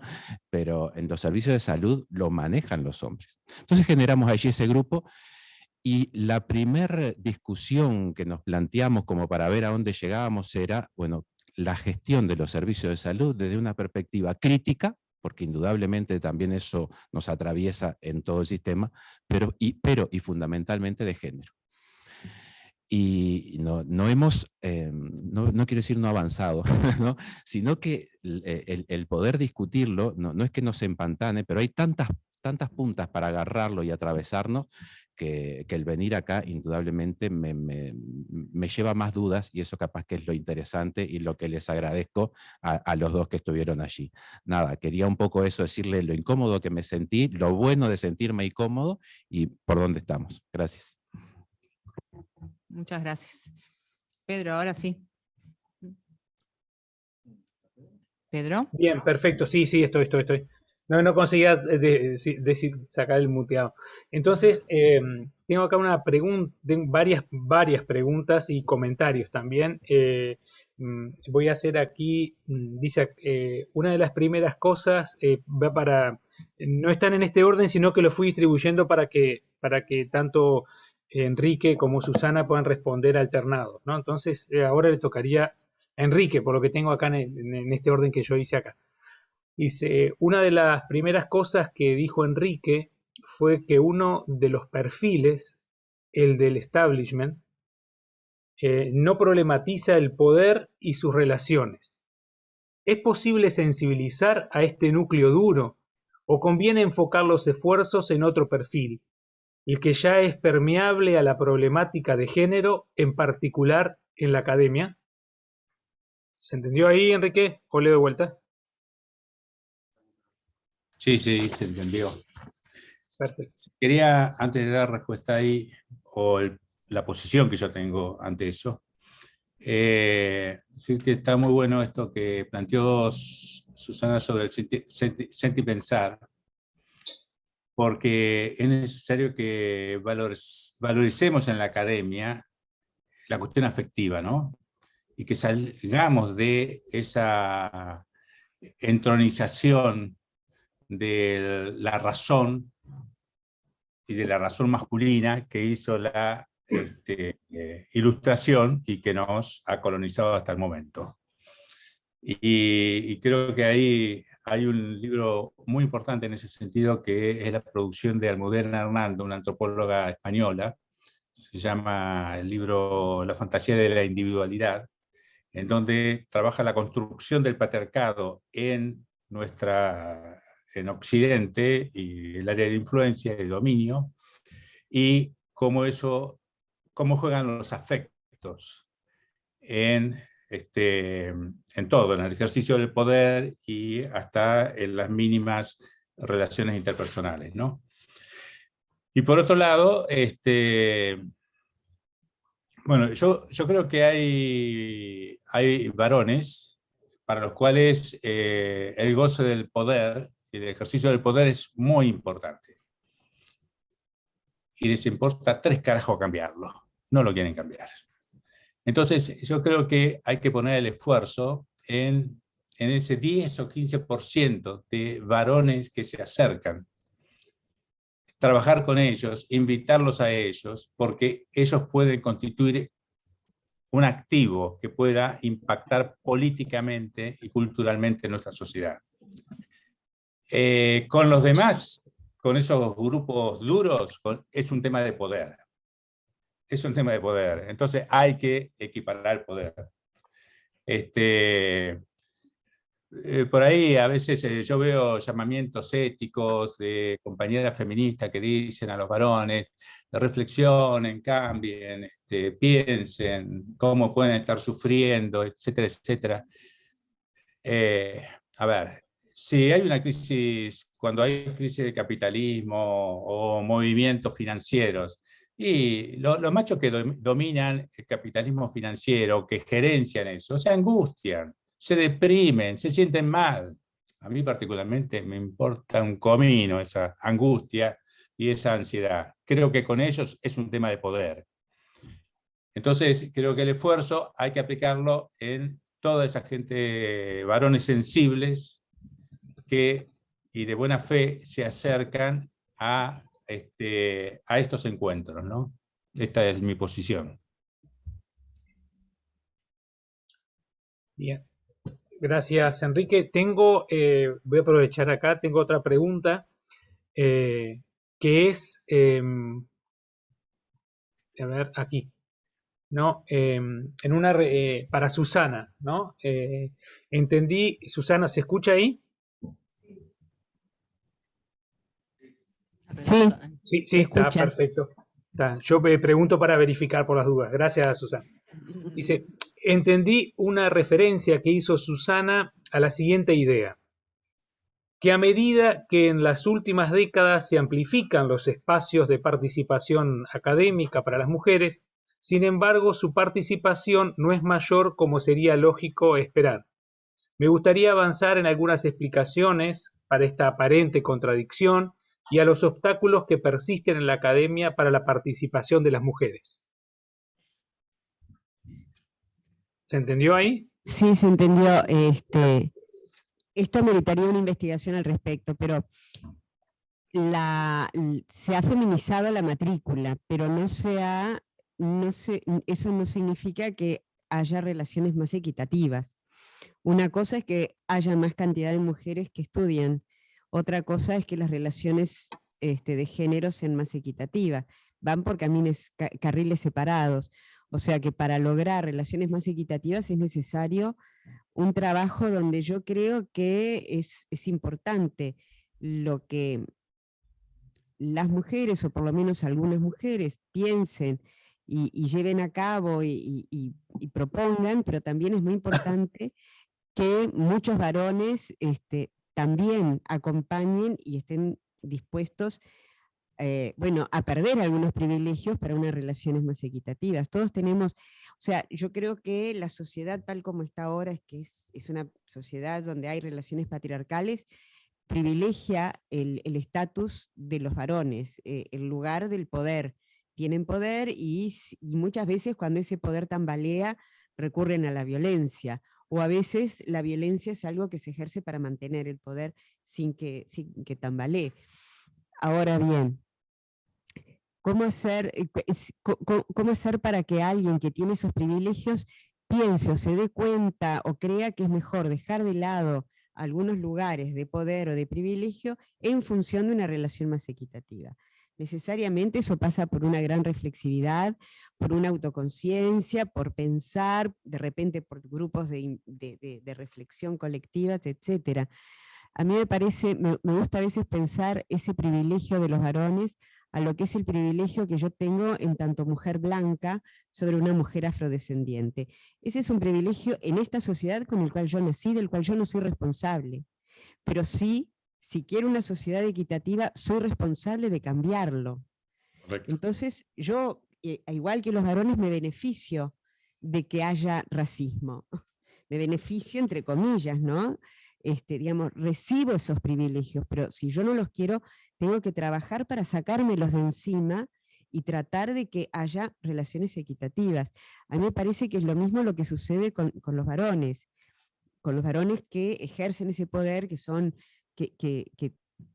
viven, o sea, gustosamente de las relaciones patriarcales o las reproducen con intención o sin intención. Bueno, a ver, ¿cuál es el costo que tiene eso? El costo en cuanto a inequidad, el costo de vulneración de derechos de otros. Entonces, si yo no quiero que otros tengan sus derechos vulnerados o tengan vidas aún más precarias, bueno, tengo yo que sacarme privilegios de encima.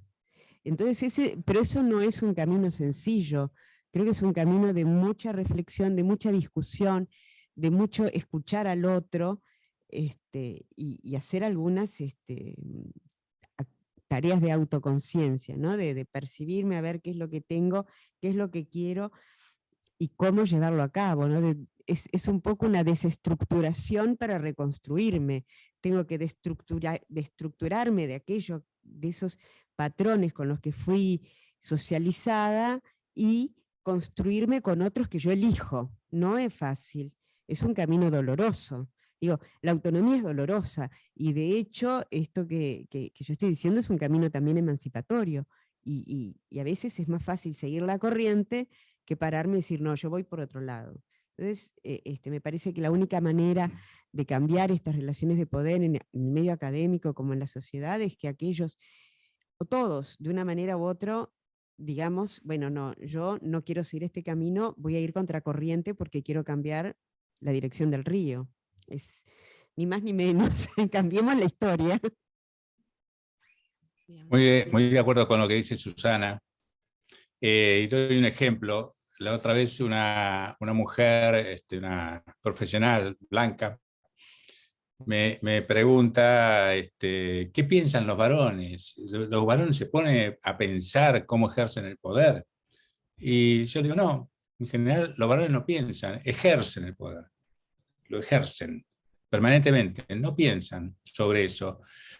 Pero le digo, vos, como mujer blanca, ¿pensás en algún momento cómo tu blanquitud, tu forma de expresarte, algunas palabras que utilizás, tu forma de moverte, gestos, tu forma de vestirte, puede perjudicar? No, porque ni hombres blancos, ni mujeres blancas se consideran que son un problema, en absoluto, para nadie.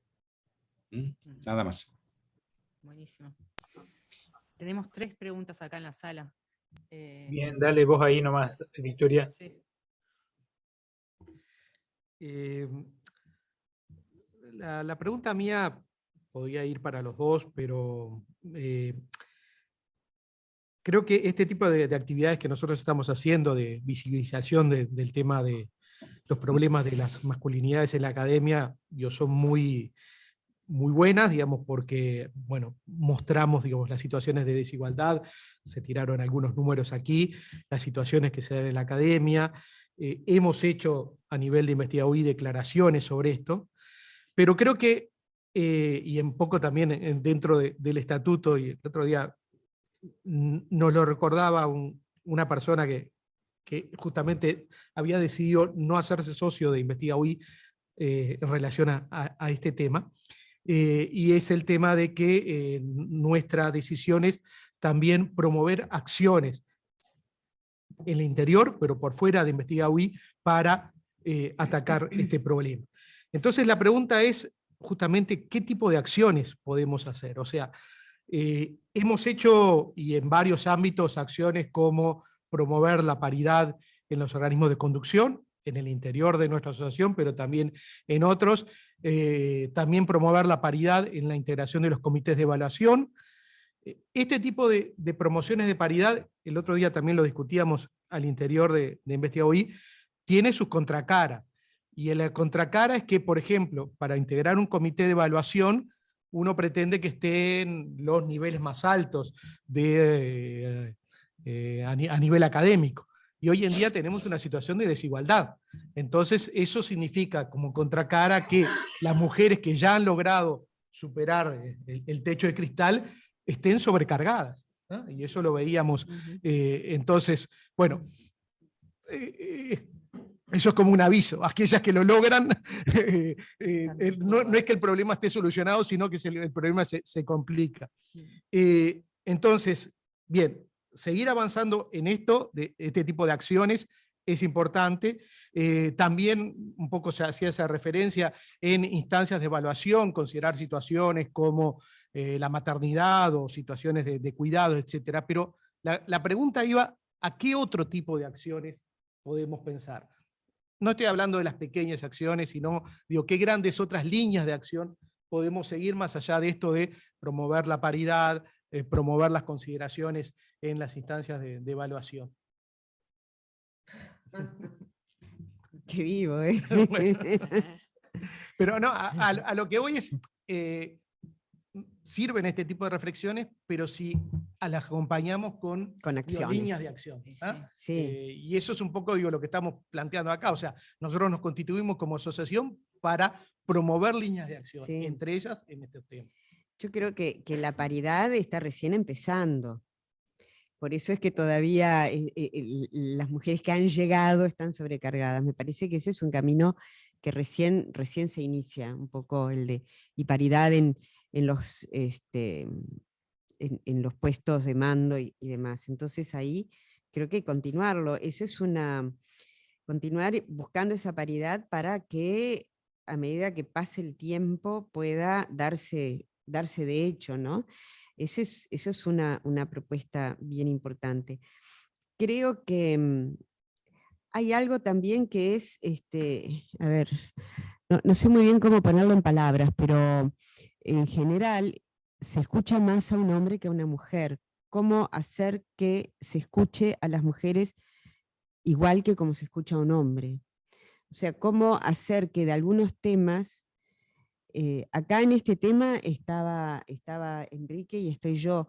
Yo la verdad debo confesar, no vine a los conversatorios anteriores, pero en otros temas también hay una mujer y un hombre, y se los escucha. Eso es bien.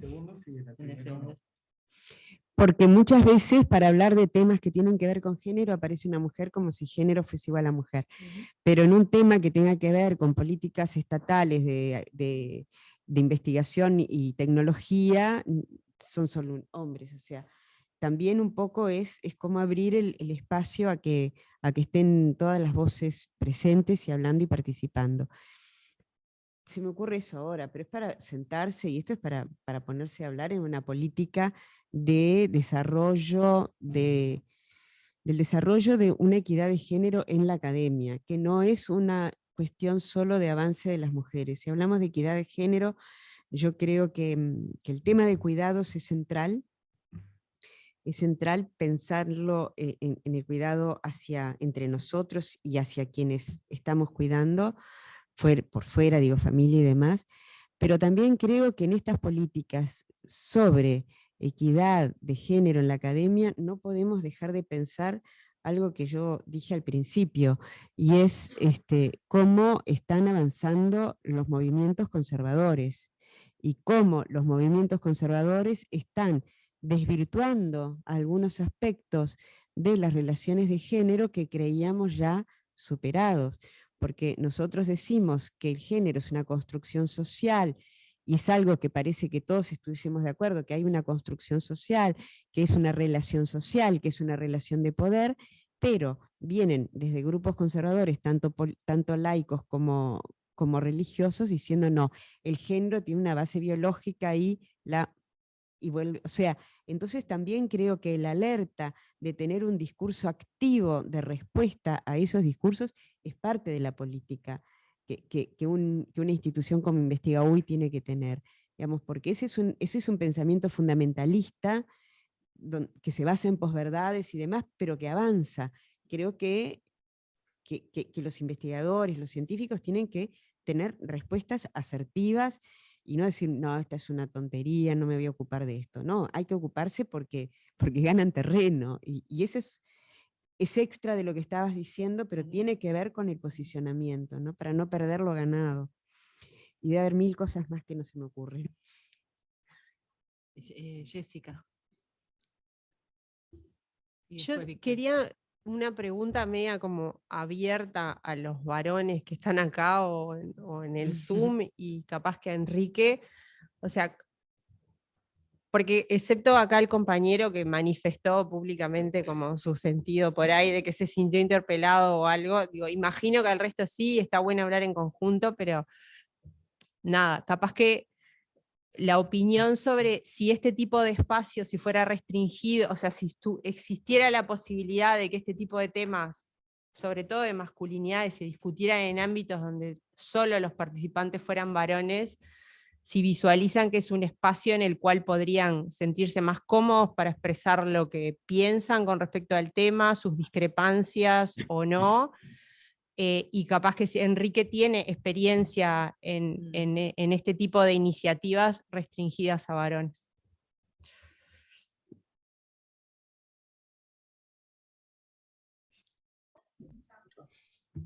¿Escuchaste, Enrique? ¿Se escuchó, Enrique? Sí, sí. Estaba esperando si había algún varón que respondía ahí. Ah. Voy yo, entonces, bueno. Espera que hay alguien acá que bueno, quiere gracias, Jessica, por la pregunta. No, un poco. Sí, estuve hace rato que estaba tratando de ver, pensando si aclaraba alguna de estas. O sea, no esto que estás preguntando vos específicamente, pero sí como que me sentí en la necesidad como representante del 15% de explicar por la ausencia de los otros que no vinieron, ¿no? Entonces Entonces, lo cual no voy a hacer, no voy a explicar la ausencia de los que no vinieron, pero sí voy a explicar mi presencia en realidad. Yo estoy en pareja con una feminista que además trabaja activamente en cuestiones de género. Si no venías te mataba. Sí, sí. Sí, más o menos. No, hace 23 años que estoy en pareja con ella. Entonces, estos 23 años tenemos cada tanto discusiones de las cuestiones de género, cada vez con más coincidencias, pero no siempre fue así. Y fue un proceso sumamente difícil reconocerse machista, ¿no? Porque a nadie le gusta reconocer las faltas, ¿no? Más cuando uno capaz que tiene cierta sensibilidad hacia no ser machista, pero una y otra vez uno se da cuenta de que sí lo estaba haciendo, ¿no? Empezando por los micromachismos y terminando en cosas más. Entonces, bueno, al fin y al cabo, todos nacemos en esta sociedad dominada por la masculinidad. Entonces nos zafamos de haber crecido de esta forma. Y bueno, revisarse cuesta mucho. Entonces yo creo que cuesta mucho hablar de género, siendo varón, porque uno no quiere equivocarse y siempre sabe que en algún momento va a meter la pata porque va a decir algo que no es realmente lo que se debe decir, pero en el buen sentido, no por ser políticamente correcto, sino por ser una cuestión, ¿no?, de reconocerse privilegios y cosas así. Pero yendo bueno, y ahora, habiendo hecho esto que quería decir, pero la pregunta de Jessica me dio la oportunidad de decir, voy a responder la pregunta de Jessica. La verdad no sé si me sentiría más cómodo en un conversatorio igual, pero solo de varones. Sospecho que no, y ni siquiera me sentiría más libre de decir lo que quiero decir. Pero es buenísima la pregunta porque en realidad la respuesta termina en una sospecha nomás. De última me diste la curiosidad de saber qué pasaría en ese tipo de conversatorio.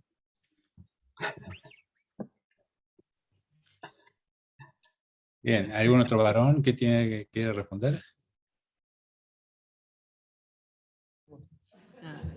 Enrique, ¿tenés algo para comentar Bien. acerca de la pregunta de Jessica? Sí. Sí, lo que puedo decir es que en mi experiencia, la presencia si hablamos de masculinidad,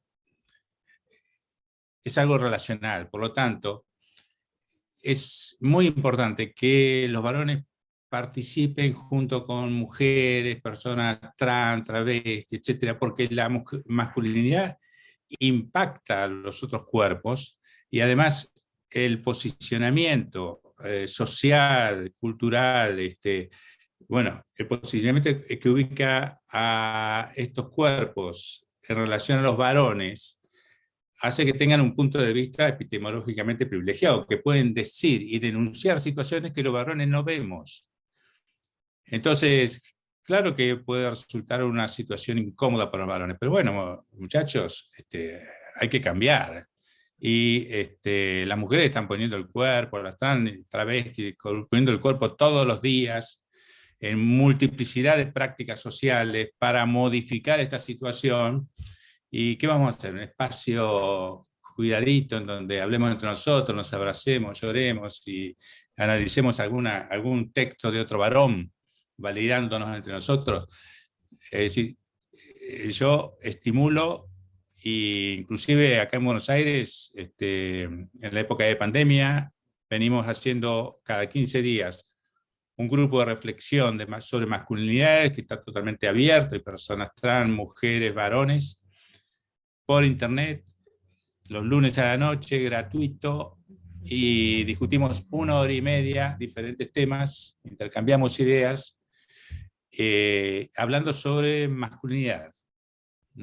Y creo que todos pueden hablar y aportar, ¿no? Y eso es lo que genera cambios, me parece. Yo quiero decir una cosita. Estoy de acuerdo con lo que plantea Enrique, que bueno, tiene experiencia en ello, pero me parece que no descarto la posibilidad de grupos de varones. Acá hay algunos grupos de varones antipatriarcales que se reúnen, que hablan sobre sus experiencias. No sé lo que dicen, pues yo no he estado. Solo sé que existen, y me parece que una cosa digamos, que está bueno el mixto, pero que también hay a veces cosas que, pienso igual que las mujeres, que a veces queremos reunirnos solo entre nosotras para poder sacar algunas cosas que no queremos sacarlas con los varones, ni con los trans, no, y eso no estoy negándolos, digo, hay espacios y espacios donde están bienvenidos todo el mundo para discutir, y otras que son reuniones más íntimas para hablar de cosas que no se pueden hablar en espacios más amplios. Creo que todo sirve según el estado de ánimo en que estemos. Sí, hay compañeros que fundamentan bien por qué razón hay que formar grupos solamente de varones.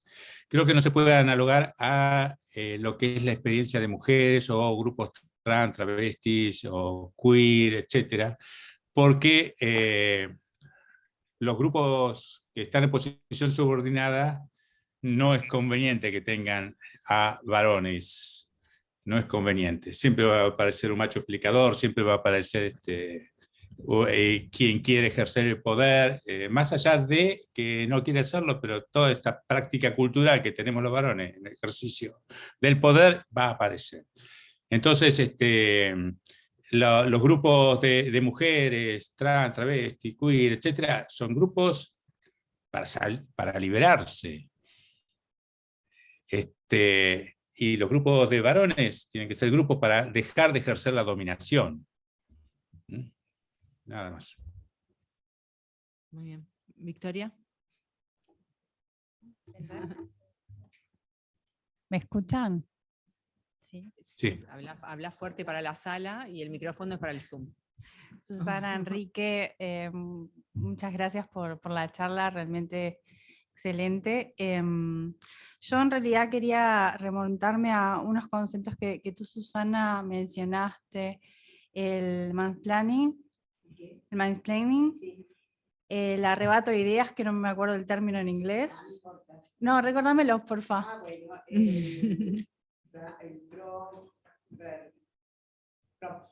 Bueno, ese, y había un tercero.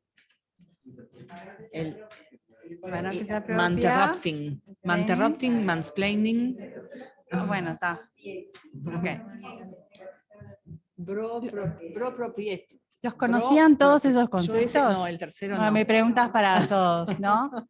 Bueno, yo les cuento que ahí alguien lo escribió en el chat. Sí. No, a mí me parece interesante porque bueno, estuvo bueno que varios no tenían los términos en inglés. A ver, yo por ejemplo, cuando dijeron lo del arrebato de ideas, muchos hicimos sí, ¿no? Como que bueno, era algo que nos había pasado mucho. Parece que en los otros dos casos, que no sé, yo les llamo microagresiones, es más difícil reconocer cuando se está dando, ¿no? Fue difícil para mí, y ahora que tiene un nombre, para mí, o sea, un par de los que dijiste yo no conocía los términos en inglés, pero bueno, pero importa ponerle palabra a las cosas, nos hacen poder identificar qué es lo que pasa. Y nos hacen reconocerlos. Es así como quien habla de la visibilización de las cosas, ¿no? Asumo que con el tema, el término bullying ha sucedido también parecido, ¿no? Ponerle palabra a las cosas nos ayuda a entenderlas. Entonces, y entiendo que muchas mujeres acá reconocemos tal cual cuando se nos han arrebatado ideas, pero no cuando se nos ha hecho mansplaining, porque es mucho más sutil la cuestión. Pero bueno, ponerle nombre entiendo que nos va a ayudar a reconocer cuando pase. Ahora la pregunta es, hablando de masculinidades, ellos, los hombres, ¿lo perciben? O sea, la pregunta es, ¿tienen idea, algún estudio, si el hombre percibe cuando eso sucede? Porque me parece que más allá de que nosotras ahora le podamos empezar a poner palabra a las cosas, el hombre también tiene que empezar a reconocerlas. Y por ejemplo, me parece que buenas de las acciones que se pueden hacer es empezar a difundir más esta terminología, quizás, no lo sé, porque obviamente yo no tengo nada que ver con esta cuestión, pero no sé, quizás una analogía con el tema del término de bullying y cómo sea, digamos, visibilizado y reconocido esa situación. Eso capaz que puede ayudar también a que este tipo de situaciones no se naturalicen como se venían naturalizando hace mucho tiempo, y bueno, al menos esas microagresiones quizás no van a estar tan al alpiste así. Me parece que eso podría ser una cuestión a hacer. Y bueno, yo lo discutí muchas veces con Vicky, o sea, lo mencioné, que en experiencias que yo tuve en el exterior, es más, este tipo de microagresiones me sucedieron más en el exterior que aquí, pero bueno, y en el exterior es donde yo he visto que se educa mucho más al respecto de acoso. Es más, he sugerido muchas veces que me parece que las instituciones deberían educar, deberían generar, digamos, cursos introductorios en lo que respecta a este tipo de situaciones. Ahora, eso también se ve como algo bueno, ha tenido buenos resultados, porque así como lo digo, en instituciones donde se educa al respecto, es donde, por ejemplo, yo he visto que se da más. Digamos, no quiere decir que no se deba hacer, no se puede hacer, capaz que no se está haciendo de forma correcta. Pero es que para mí, por ejemplo, sí se debería hacer, pero, o sea, ¿qué percepción tienen ustedes al respecto? Eso. Un poco extensa. Empiezo, sí. No, pero además, yo qué sé, eso es algo para alguien que sepa de educación, de cómo hacer un plan de educación y cómo evaluarlo y cómo saber sus resultados. Pero yo pienso que en la medida en que las cosas se nombren, se hablen, se digan que existan, y que cuando te pase lo digas, o sea, que todas lo digamos, cuando nosotras estamos tratando de pronto, el mansplaining aparece a cada rato, que hay un grupo de mujeres diciendo, no, porque esto nos pasa, papá, no, porque eso es, porque, y te dan la explicación, no, pará. O sea, también una cuestión no sé, de empoderarte para plantear, esto no va así, y el tema de que te arrebaten ideas es súper común. Ni siquiera ideas, ¿no? De estar en conversaciones, en un grupo de trabajo, hablando, vos dijiste algo, y 2 minutos después otro repite lo mismo, y luego un tercero dice, como dijo fulano, y se olvidaron de fulana que lo dijo primero, ¿no? Entonces... Yo tengo una estrategia explícita, Bien. que siempre lo digo, que si una compañera dice algo y quiero que se oiga, lo digo de vuelta. Y lo digo yo, y lo digo que lo dijo ella. Y me parece que entre nosotras tenemos que apoyarnos en ese sentido, ayudarnos a amplificar nuestras voces. Tenemos preguntas en el Zoom. Sí. Se está por ir. Sí, nos estamos yendo de tiempo, en realidad. Sí, tendría Enrique, tendría una pregunta acá para Enrique, pero como sé que el horario de él se está por cerrar, se lo podemos mandar y dejarla después, digo, a la pregunta que va dirigida directamente a Enrique para cuidar el tiempo de él. Sintético, no te preocupes, a ver. Bueno. Entonces sería, leo esta que es para Enrique, y dice, para Enrique, que habló de las complicidades entre varones, ¿no? Que fue la citación, de varones, sí, y la necesidad de mayor sororidad entre mujeres para enfrentarnos al acoso y a la discriminación en las universidades. ¿Cómo podría implementarse esas figuras de guardianas, entre comillas, en los ámbitos académicos para institucionalizar la sororidad y no dejarla en los hombros de las mujeres únicamente? No, es decir, esto es algo que tendrán que discutir las mujeres, que son las que tienen que darse una estrategia de liberación. Yo no puedo decir nada ahí. Bien.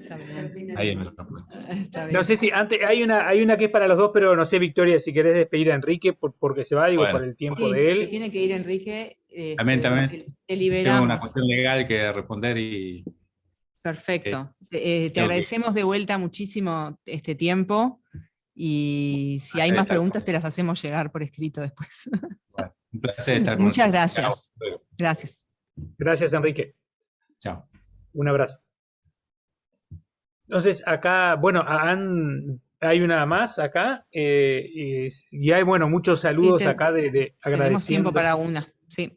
No, y digo, y hay otras cosas que no he leído, que es agradeciendo el momento y agradeciendo tanto a Susana como a Enrique, pero eso no lo fui leyendo, pero son agradecimientos que quedan en el registro también y sintetizo en estas palabras. Pero hay una más que dice, celebro lo leo porque es una pregunta y que iría para los dos, pero en este caso se dirige a Susana.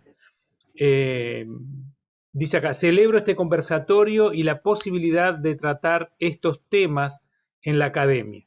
Y celebro que esto continúe. Me pregunto en nuestra sociedad patriarcal cuán posible es llevar esto al día a día. ¿Cómo podemos hacerlo? Es básicamente un cambio de conciencia. Es para ambos presentado acá, en este caso Susana, ¿no? Era para ambos, pero va para Susana, que quedó ahí en el... Gracias, Susana. ¿Se entendió? ¿Se entendió bien? Sí, voy a tratar de responder súper breve porque estamos ya medios pasados. Yo creo que son como tres partes, tres niveles en que hay que actuar en esto. Una es a un nivel teórico, conceptual, o sea, cuando pensamos en que las cosas tienen que ser de determinada manera, o sea, y lo teorizamos, que es un poco lo que de pronto en estudios de masculinidad o desde el feminismo se plantea en cuanto a las relaciones de poder entre género, que son las relaciones que nos ocupan ahora. Otro nivel es cómo eso lo transformamos en un acto político, ¿no? En nuestras políticas de demandas, ¿no? Y ahí tiene que ver con, de repente, hacer demandas para que haya protocolos de acoso, para que se respeten, digamos, en un plano político de ese tipo a un nivel de lo académico. Y el otro es un nivel cotidiano, de práctica de todos los días. Si no logramos articular esos tres niveles, no vamos a tener éxito. Creo yo, ¿no? Digamos, hay que pensar y conceptualizar las cosas, hay que llevarlas a un plano político, de hablarlas fuerte.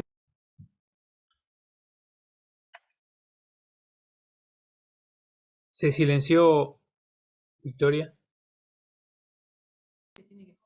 ¿Qué pasó? Ahora volvió. Un mal consejo. No sé. No, fue la última frase de Susana, las últimas 2 o 3 palabras. Sí. Fue las últimas palabras. Bueno. ¿Se entendió al final? Sí, fueron las 3 últimas 4 palabras. Perfecto. Bueno, entonces creo que estamos en condiciones de darle cierre a esta actividad que fue bastante intensa de discusión. Tuvimos 1 hora intercambiando. Les agradezco mucho a todas y todos.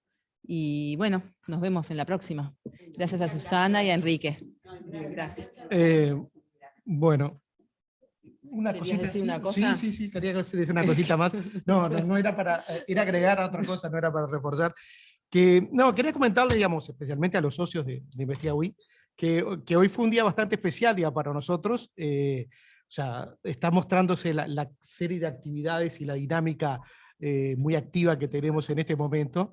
En la mañana tuvimos la primera reunión con los partidos políticos, en este caso tuvimos una reunión con el Frente Amplio, con la presidencia del Frente Amplio y la comisión de programa. Fue bastante fructífera. En los próximos días vamos a tener con los otros partidos de representación parlamentaria. También concretamos un viejo anhelo, y acá está Niki, que trabajó mucho para eso, que fue la aprobación del estatuto que tuvimos el año pasado, y hoy logramos presentarlo ante el Ministerio de Educación y Cultura para que se apruebe como asociación civil, así que estamos iniciando un viejo trámite.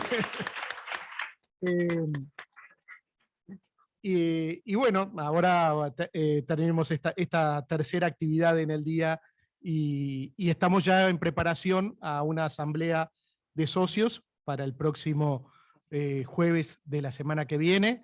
A los socios ya les llegó quizás la comunicación, mañana le va a llegar la convocatoria oficial. Va a ser por la metodología que hemos tenido hasta el momento, que es la forma virtual y que nos ha rendido mucho éxito, así que esperemos cientos de personas estar conectadas para discutir, bueno, algunos temas de trámite de la asociación, pero también algunos temas relevantes como la gobernanza del sistema de I+D y la inversión en I+D. Mañana, no, el jueves vamos a tener la información sobre cuál es la propuesta del gobierno sobre este tema para la rendición de cuentas. Si bien puede haber alguna situación de mejora, pero consideramos que por lo menos por los trascendidos no va a ser en los términos que nosotros quisiéramos, así que vamos a tener a los investigadores y a las investigadoras muy activos en los próximos meses para, bueno, lograr unas mejores condiciones para el sistema de I+D para el Uruguay. Bueno, con esto era que quería terminar. Muchas gracias. Muchas gracias.